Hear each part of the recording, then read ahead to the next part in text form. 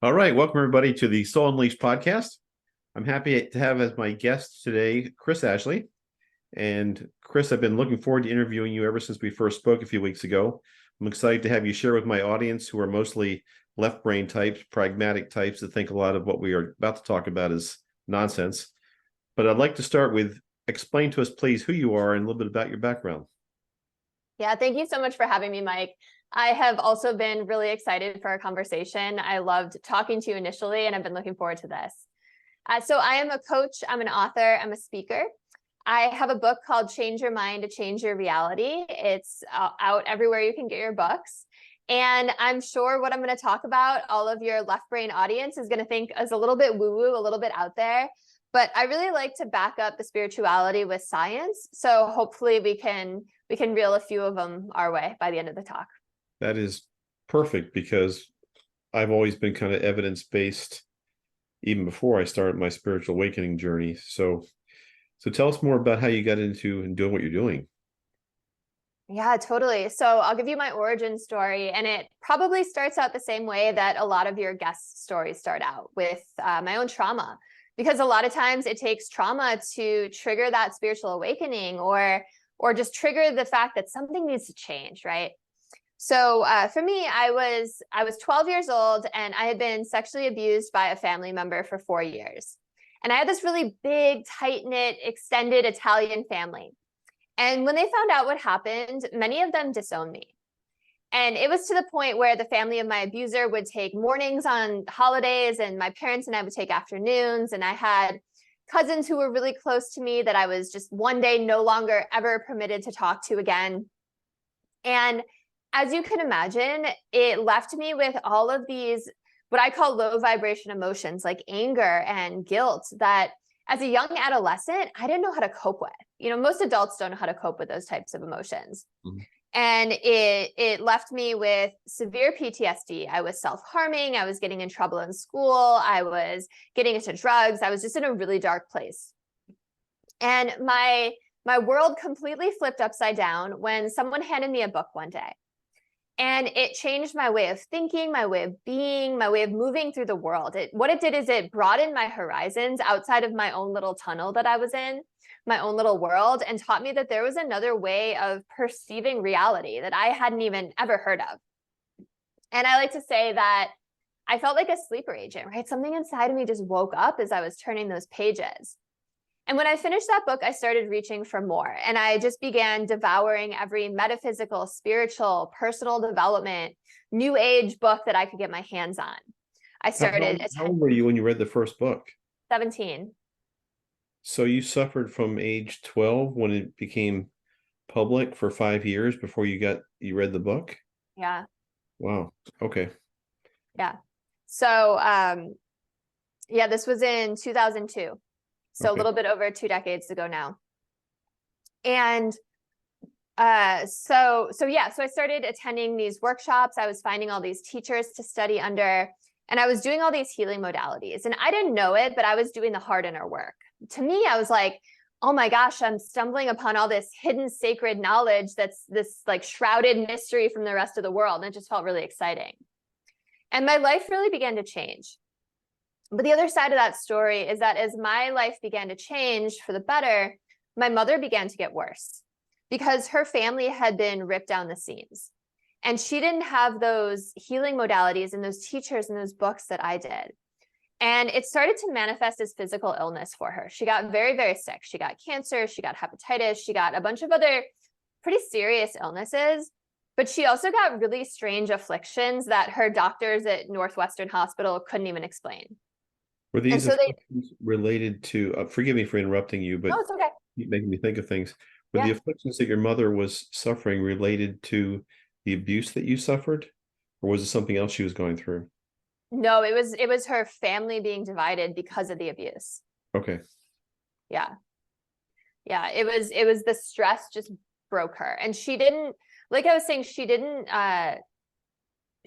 deal with it. And deal with it is kind of a weird way of saying it, but she just kind of pushed it away. She never did any kind of work. She never talked to a therapist. She was so focused on helping me that she didn't help herself at all. So you were in your early 20s or so when she was going through this? Yeah. So it started she started getting sick when I was around 18. Okay. Yeah. Mhm. And so doctors were just started prescribing her all these pills. And then they gave her pills for the side effects of those pills. She was on a fentanyl patch and she just slept for all but a few hours of daylight. She would fall down all the time. She would nod off at the dinner table. We would have conversations every once in a while where I would just pour my heart out to her and she would receive everything I was saying in a beautiful way. And then the next day she wouldn't even remember the conversation. Mm. And that lasted over 10 years, probably closer to 15. I was definitely in my 30s when she came out of what we call her coma. She was awake, but she wasn't there. And I had this compounded guilt for a really long time that I had destroyed my family and broken my mother. But I like to say that because I believe that everything happens for a reason. I think it was my mother who was my biggest teacher, because every step that I watched her take deeper into depression, into illness, I climbed in the other direction out of that tunnel because I saw firsthand what happens to a human body and spirit when they go down that path, right? When they fall into victim mode, when they let those emotions consume when they don't do that work. And then I was seeing what was happening to my own life, my own body, my own spirit, as I changed my mind about the nature of reality, about the universe, about life, about how we are powerful beings. And I made a promise to myself that I have kept to this day, that I would do everything I could to heal physically, mentally, emotionally, spiritually. And I would always prioritize my health. And to this day, I'm still geeking out. I'm still reading every book, attending every seminar, studying under teachers. And I think the learning and growth is never over. And I think you and I share that mentality, right? That we're seekers of truth. So Kris, was there a father in the picture? There Was was a your father in the picture. Yeah. was he able to help your mother at all? He took care of her for a long, long time. Yeah. My dad just passed away in February of this year, and he took care of her the whole time she was sick. So have you been able to use the modalities or the techniques that you've learned to help your mother? Is that what you've done? So one of the hardest lessons that I've had to learn in life is that you cannot force someone else to heal. And you are only responsible for your own healing, because for a very, very long time, I tried to help my mother. And the more I tried to help her, the more, stressed our relationship would get. I would read all of these amazing books, even things like on chronic pain or on health, that weren't even spiritual. And I would send them to her. She lives in Chicago. I live in California. I would send them to her. And it was an act of love for me, right? It was a love language. I'm trying to help her because I had this guilt that it was my fault that she was like that. And she would get so offended when I sent her these books. Mm. She took it as I knew better than her. I was trying to boss her around. I was trying to push my beliefs onto her. And actually, a big reason that I wrote my own book was for her. It's actually dedicated to her because she wouldn't read any of these other books, but I knew she would read a book that I wrote.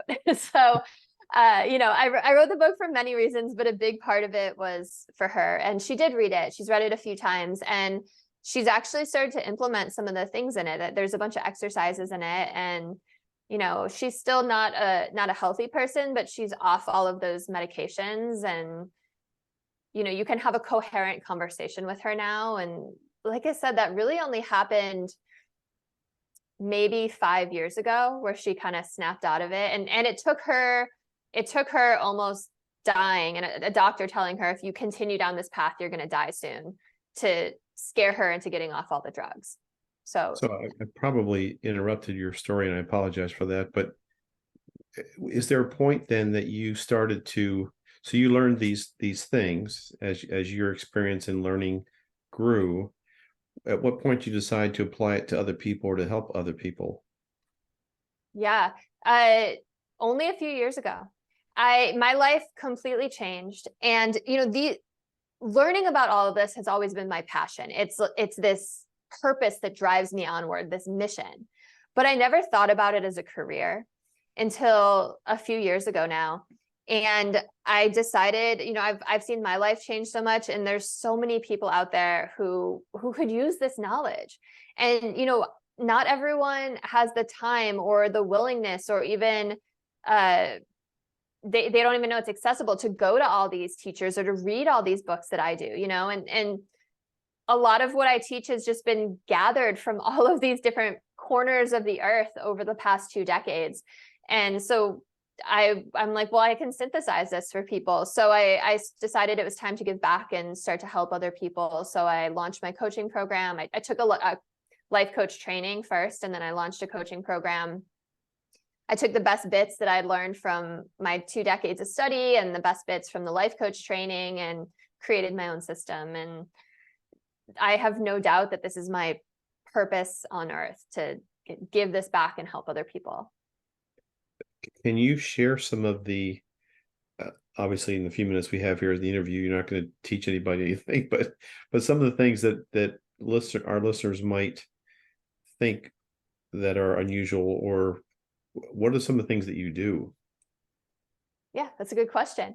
So I kind of do twofold. So in my book follows my coaching program. They go hand in hand. So part of it is using the law of attraction and quantum physics to create the life that you want, right? To manifest the life that you want. So it's getting really clear on your vision. It's taking steps towards it. It's getting yourself in that elevated emotional state. So it's all of that. But I think just as important, if not more important, is clearing out all the things that block you from having that dream life. So it's things like subconscious programming, most of which happens before the age of 7, your belief system, the lens you look through the world to. And, it's all about changing your perception, right? That's why my book is called Change Your Mind to Change Your Reality. It's also repressed emotions, right? It's grudges, not forgiving people, because all of these things can take over your thoughts, your emotions. They can create pain, they can create disease, they can be this filter through which you view the world. And it's just going to seep into your manifesting. It's going to be what you project out onto the world, and it's going to be what you get back to you. So it's a lot of clearing out all of that junk, all of that poison. So then we have that open road before us, and then we can manifest all the great things. Were you a believer in the law of attraction or manifesting before you saw The Secret? Yeah. I had heard about it before I saw The Secret. I love The Secret because it brought the law of attraction to the masses. It brought it mainstream. And actually my book is endorsed by 3 people who were on The Secret: Marcy Shimoff, Michael Beckwith, and Bob Doyle, which was really cool. But I think The Secret falls a little bit short, because in a lot of the ways that the law of attraction is taught nowadays falls a little bit short, because it comes across sometimes that the universe is just this genie in a bottle, right? Where you just tell it what you want, and you just like sit back, kick your feet up, and it just falls into your lap. But there's a little bit more to it than that, right? You have to get clear on your vision, but you also have to take steps towards it. And take steps doesn't mean you have to work hard necessarily. Like, never underestimate the power of a small step. From one small step, the right people might be put on your path that can help you further along your journey, right? The right tools might appear to you. Doors might appear that didn't exist before and then open for you. And then the other part is really feeling those elevated emotions, feeling what it would feel like to have that thing already. And that's why you hear people talk about gratitude. Gratitude's so important, because if you can feel grateful for something that hasn't happened yet, you literally trick your brain into believing that it's already here. So there's a little bit more to it than just, think positive or ask the universe for what you want. But I'm so grateful for films like The Secret that have brought this into the collective consciousness. I kind of jumped into it, I guess, for my listeners that may not even know what The Secret is. I heard somebody refer to The Secret a couple of years ago, and I had no clue what it was until I went and watched it also. So it's a short film, I guess, but it's pretty amazing. Can you, though, explain to people that may be listening that don't know what the law of attraction is or what that even means, just in a little bit of time? Yeah, totally. And The Secret, by the way, was it was a book first written by Rhonda Byrne. They made it into a film, and it has some amazing people in it. And it's about the law of attraction. So the law of attraction, in the simplest definition, is a universal law that says what we focus on, we will attract into our lives. So if you focus on what you want rather than what you don't want, you'll get those things to you. Now, unfortunately, psychologists estimate that 70 to 90% of people's thoughts are negative and repetitive. So most people focus on what they don't want. They focus on their fears, their doubts, their worries, their aches and pains. They focus on judging other people, on placing blame on other people. And the idea is that you're getting yourself stuck in this loop, right? You're manifesting more things into your life that are going to make you feel that way. So it's shifting your thinking so that you can use the universe to call this into your life. And I said I like to back things up with science, and I love quantum physics so much because it backs up so much of what spirituality and what mystics and teachers have been saying, and even ancient texts that go back a long ways. Quantum physics says that there is this quantum realm, this quantum field, and that every possible future, everything you can imagine and everything you can't, it all exists out there in a state of rest, just waiting for you to choose it. And so you choose it by using the law of attraction, right? By, I'm going to say vibrating at that frequency, which your listeners are probably going to be rolling their eyes, but it's about elevating your emotions to that state, because you can't create the life of your dreams from the life you're at now, from the vibration you're at now. But if you can choose that new future, it can become yours. So, quantum physics says that anything that you want, you can call into your life, which is a really empowering thought. People tend to get defensive sometimes, but you can be empowered instead by this. I've heard the phrase before, getting on a specific vibrational level to attract what it is that you want. How would you explain what that even means? Yeah, to me, it's about elevating your emotions. And I love Joe Dispenza's work. I don't know if you're familiar with him, because he actually measures all of this in real time. He measures people's brain waves, he measures their heart and brain coherence, and he measures, all the chemicals in their body. But it's about putting yourself in a higher state, right? Because if you are stuck in fear, in doubt, in worry, in all of these, what we call low vibration emotions, you're just gonna bring all that back to you. And the biological explanation of it is that let's say you went through something bad in your past, something traumatic in your past, nothing's good or bad, right? It's all subjective, but something traumatic in your past, and you start thinking about that thing. Well, every time you have a thought about it, you start having an emotion that's equal to that thought. So you're feeling the same way that you felt in the past. And then if you're feeling that way, it makes you think that way. So you get caught in this loop, right? You're thinking about it, and you're feeling that way, and you're feeling that way, and you're thinking about it. And if this goes on long enough, your brain doesn't know the difference between that event actually happening and you just thinking about it as a memory. So your body starts to produce the same chemical reactions as if you were going through that event. So the same cortisol gets released, the same adrenaline gets released. You can actually make yourself really sick just from a thought alone. Now, I just totally lost my train of thought for a second. So this can put your brain into what we call incoherence, which I was just talking about. Joe Dispenza talks about this. So incoherence is when certain groups of neurons stop communicating with other groups of neurons, and you can see it on brain imaging scans. So you can think about it as a bunch of different drummers all playing different rhythms at the same time. It's chaos, it's disorder. And when your brain is in incoherence from all of those stress chemicals, from you thinking about that past event and feeling that past event, then it sends this same chaotic, disorderly signal down your central nervous system. And then your central nervous system sends that same kind of signal to your respiratory system, your endocrine system, your immune system. And you literally can make yourself sick just from a thought alone. And that's why things like the placebo effect are so powerful, because you can heal yourself, but there's also the nocebo effect, the opposite, where you can make yourself so sick just from your own beliefs. That is awesome, and a wonderful example or description of manifestation or the law of attraction. I assume you're familiar with Abraham Hicks and how she explains, or he explains, whoever Abraham Hicks is, how it all works. Yeah, I haven't read any of Esther or Jerry Hicks' books yet, but I've watched a ton of videos and I follow on social media, and yeah, Cool. yeah. Let me switch track just for a second, because you do yoga too, right? Yeah, I own a yoga company as well. Okay, so which is awesome. Have you ever run across people that have conflated yoga with some type of evil or shamanistic type practice? That's a funny question. I have, in a way. So part of what my company does, so we're called Unite by Yoga, and we have online classes and then some in-person classes here locally and a bunch of pre-recorded on our website. So part of what we were doing during the pandemic, because we were born out of the pandemic, was reaching out to companies and offering to be a wellness benefit for their employees, right? They could pay a certain monthly amount, and then their employees would get unlimited access.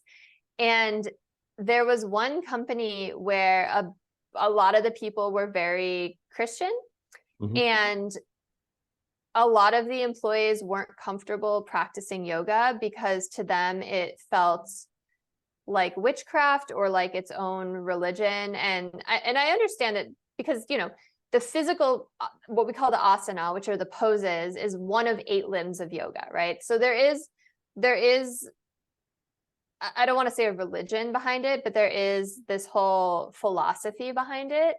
So to those people at that specific company, it was very taboo. They felt like they were going against their own religion. And that was the first and only time I've ever encountered that. And I was really surprised. But I also live in the Bay Area of California. There's like a yoga studio in every corner. Everyone's like eating avocados. So yeah. That's a good point. I have had or read about people that question yoga exactly from that perspective. Not to pick on Christians per se, but because yoga is associated with mysticism or Hinduism or Eastern religion types, that it's often perceived as being anti or unchristian, I guess is probably one way to put it. Just wondered if you'd seen that. Let me ask you another question. I saw on your website where you mentioned that you had manifested your husband. So what's that story? Yeah, that's fun. No one's asked me that on a podcast interview yet. So I had recently moved to California with an ex, and we had been together for 4 years, and we had just recently broken up. I didn't really know anyone out here. And I started making a list of everything that I wanted in the man of my dreams. And I made it in the notes app on my phone, so it was always with me. And it was big things like honesty and loyalty to, maybe smaller things, still big things, but smaller things like, likes the same music as me and is as big of an animal lover as I am, and all these things. And I read it morning, noon, and night. And I had it there with me always. I was adding to it whenever new things came up. And then 2 weeks later, I joined Match.com. This was in 2010, before the apps. And to this day, I cannot tell you what made me join Match.com. This was divine intervention or something, because I had never, ever considered online dating. I was just kind of bored and lonely one night, but the thing that had never appealed to me. But for whatever reason, I filled out a profile, and what it does is it teases you with your top 5 matches. And it gives you a little paragraph about them in one photo. And my top match on there was this cute guy named Shane. And I was like, well, if there's guys like that on there, I'll pay the $30 or whatever it is for a month. And so I did, and I joined it, and I messaged him. He was the only person I talked to on there, and he was everything on the list. And we ended up talking for a couple of weeks, meeting up. He was still everything on the list, and we're together to this day. And I told 2 of my really close friends what happened, and then they did it, and they met their husbands weeks later too. So it's all about getting clear on your vision and taking action. So how long, you said it was 2 weeks after you decided to put this all down? So it took you 2 weeks to manifest the man of your dreams, so to speak. Yep. That's interesting. Yeah. And I wasn't even trying to get in another relationship or anything. I was just newly single. I was like, well, I know that that's not what I wanted, right? What I just got out of. So let me get clear on what it is I do want for next time. And there he was. Do you have any other manifesting type stories? I do. So so Shane and I really wanted to design our own house. That was something that we've always wanted to do. And we live in the Bay Area of California, where land is very expensive. But I had this in my head. I was like, I want to design my own house. So I knew that to take steps towards it, I don't know who's ringing my doorbell, probably a delivery person. Sorry about that. Should we pizza? No, but you can't. I can't hear it, so it's all right. Okay. That's the benefit of the mic. So Shane and I always wanted to design our dream house, and I got it in my head. I want to design my own house. I want to live on a couple acres with rolling green hills and all these rescue animals. I love animals so much. I want cows and donkeys and chickens and horses and all the things. And so I knew that I needed to take a step in the direction of my dream life. So for me, I was like, oh, well, one thing I can do is start looking at vacant lots. I can look at properties. And I love real estate. Shane loves real estate. It was just fun for us. So we started looking at properties. But we live in the Bay Area of California, and it's expensive out here. So a lot of these properties wanted like $1 million just for land. And in order to, get a property and build, we would have to sell our house. So we couldn't afford to do that with spending $1 million just on land. But I trusted, and I knew that it would happen. And I knew that I just had to keep taking steps. So we kept looking at properties. And then one day, a family member of Shane's reached out and asked if we wanted to have lunch. And we said, yeah, sure. But we're going to look, we have an appointment to look at this property. And they asked if they could tag along. They're like, oh, that's fun for us too. Can we come? So we met them at the property. It wasn't great, but they were looking around and they were like, what we have is so much better than this. Why don't we just give you a part of our acreage and you can build your house there? And we were like, what? And, we had been to their house a couple of times. They lived on this horse ranch it backs up to 300,000 acres of open space with trails. But I couldn't picture where in their property they were talking about. So we went to see it the next weekend, and the part that they were offering us was way on the other side from theirs. Like you couldn't see that the two houses wouldn't see each other. There was a lot of privacy. We would get a couple acres where we could have all the farm animals we wanted. And because they were family, they were willing to give it to us for really cheap. And it was amazing. It was the rolling hills and the big tree, the old growth trees and all the things. And so part of the process that we had to go through in order to subdivide was we had to work with an architect and a civil engineer. So we got to work with this architect and map out the house of our dreams. And it just became so real. I always think about Mary Poppins, when she jumps into the picture and it just becomes this real life thing. They're like on the horse merry-go-round. Yes, right. It was like that. It was like we stepped into this painting, and we would go to the site all the time and be like, this is where we're going to sit and have our morning coffee. And that's going to be the view from the primary bedroom. And that's where our future kids are going to play. And we just started referring to it as our new house in casual conversation. We were just willing it into being.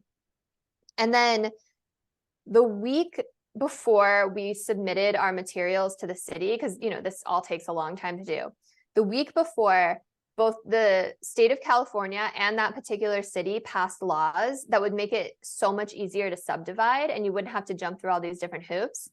And it was just amazing. It was like one last little gift from the universe, and everything got approved, and it's all in the works now.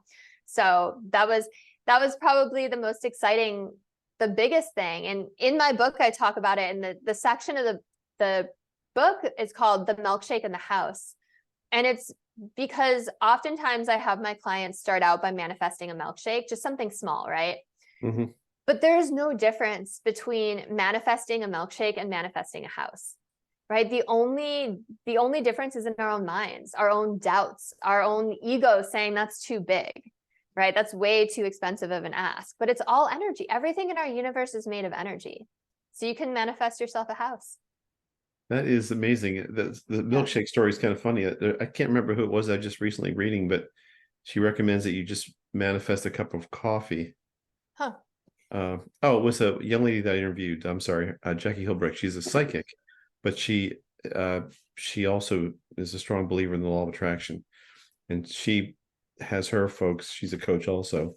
Manifest a cup of coffee initially, and she said when she first started doing that, she wound up getting free coffee at Starbucks for a week, whatever it was she wanted. So that's why she does that. I love it.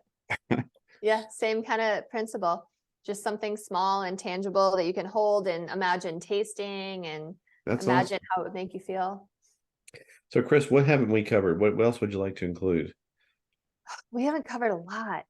Um, I'm just looking at all my notes. One thing that I do teach a lot about is forgiveness. And we haven't also really covered, you know, our belief systems and our unconscious programming and all those things I was talking about that you need to remove those blocks. But I think forgiveness is a really, really big one. So, Um, how do you teach that? yeah, totally. So I start off with a teaching story. I'd love to share it. And I love this metaphor. So imagine that you are sitting in your house and all of a sudden you hear this meowing coming from outside. And you go outside to investigate, and way in the corner of your yard, you see this scrawny black and white cat. And you think, I love kitties. I'm going to go pet that kitty. So you go over to pet the kitty, and right when you get to it, it arches its back and it hisses and it swats at you. And what does your mind say? That's a mean kitty. That's an evil kitty. That cat's kind of an asshole. But if you stay and you really allow yourself to see that cat, you might notice that its back leg is bleeding. And your mind starts to go, okay, this animal is injured. And then if you keep staying and you keep allowing yourself to see that cat, you might hear tiny little mews. And if you peek over it, you might see 4 tiny black and white kittens behind it with their eyes still closed. And suddenly your perspective shifts from one of judgment to one of empathy, compassion, concern. And you can do the same thing with the people in your lives because, so often when people lash out at us, they are coming from a place of their own pain and their own fear. Now, oftentimes we tend to turn the people who we perceive to have done us wrong into monsters because it is easier for us to hate them that way. So we run everything that they say and do through this imaginary filter. And we only see this evil side of them. But if you can flip your perspective and turn these monsters into other beings you appreciate, into teachers, then it will completely change your life. Because when someone is your teacher, you are always growing. Now, there are 2 ways to turn a monster into a teacher. The first is to recognize positive attributes they have. What are some ways they've been kind to you? What are some ways they've helped you? What are some things about them that you admire? There's probably something you admire, and they're not this purely evil entity that your lack of forgiveness wants you to believe, right? And everyone has different sides to them. So what about the people who love them? What side of them do they see? What good have they done for the world? Now, if you run through all that and you're like, nope, this person is pure evil incarnated. They're worse than Satan. They're worse than Hitler. That no one in their life likes them. Okay, there's a second way to turn a monster into a teacher. And that is to recognize ways that they've helped you grow. Because we all have soul contracts with each other. And chances are they've done something to help you grow, or you would grow if you could just get over your hate, right? Or let go of your hate. So maybe they've helped you realize how you don't want to treat people. Maybe they've helped you establish firmer boundaries. Maybe they've helped you step into your own power in some way. But if you can really flip your perspective, and that's kind of the central thesis of my book, it's go through all these different life things and just looking at things from another perspective, it will completely change the life that you're living. So I think forgiveness is so powerful because there's that Buddhist quote, right? Holding on to anger is like holding on to a hot coal with the intention of throwing it at someone else. You're the one who gets burned. So when you're holding on to all of that junk, it's only harming you. And if you're listening to this right now, rolling your eyes, thinking what so-and-so did to me is unforgivable, no, it's not. Everything is forgivable because forgiveness is not for the other person, it's for you. And, this isn't about excusing anyone's behaviors. It's about allowing you to let go of all of that so that you can heal and flourish. So that's a big thing that I teach too. That's wonderful. I'm definitely not a cat person, so I had trouble relating at the beginning, but Are you a dog person? I'm a dog person. Okay, well, Yes, just imagine it with puppies. that's exactly what I did. So I've got one of each running around. I'm surprised they haven't been playing in the background yet. very good. Okay, how do people find you? I'll put everything in the show notes. I don't know how long we've been talking, honestly, because I can't tell. But I know. We had a rough start too.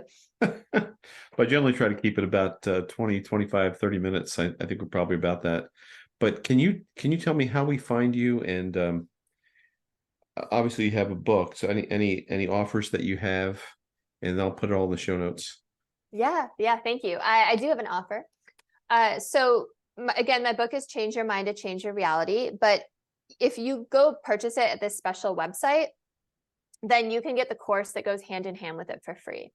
So the URL is kind of long. I know you said you'll put it in the show notes, but it's changeyourmindtochangeyourreality.com/order book. And you can still choose your favorite bookstore to order from. You can still get it in audio, paperback, or ebook, but just make sure and order through that URL to get the course. And then to follow me on social media, my handle is Change Your Mind with Kris. Kris has a K. So I'm on TikTok, I'm on Instagram, YouTube, Facebook, I'm all over. My website is krisashley.net, and I think that's it. How do they engage you as a coach? Yes, you can go to krisashley.net. You can also, if you find me on